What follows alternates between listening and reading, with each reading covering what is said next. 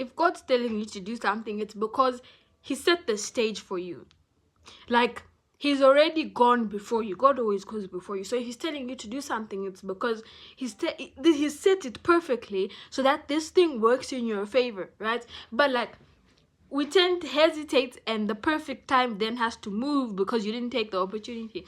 And that's not saying that it's going to be easy. I think we have this perception that, oh my gosh, I prayed to God once and that's enough.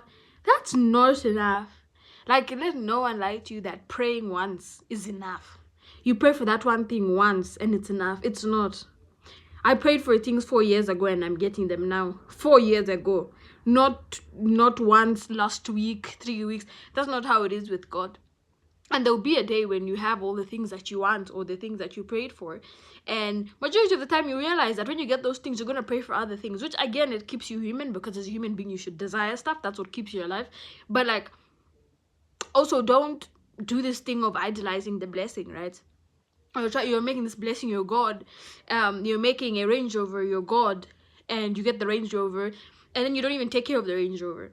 So not only did you pray and idolize this thing, but then you also were ungrateful for it when you had it, right? So there's also some things that God doesn't give us because we're idolizing them, and he knows that when we have them, we're gonna walk away from him. Would you allow your child to be in a unhealthy relationship with a drug addict if you knew that that child was going to walk away from you and mess up their own lives? You wouldn't. And that's the perception that God has with us, where it's like, you can't pray for things that are going to take you away from him and expect them to give them to you. Because yes, you can take one blessing by yourself and enjoy that thing, but those repeat blessings don't happen without God. And I think this is where we get lost, right? We get the thing we've always wanted, and then now we start to forget all it took for us to get here.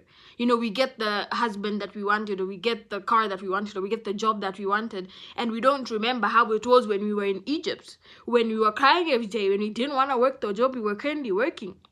And then, you know, instead of now walking with God, now we've completely forgotten God.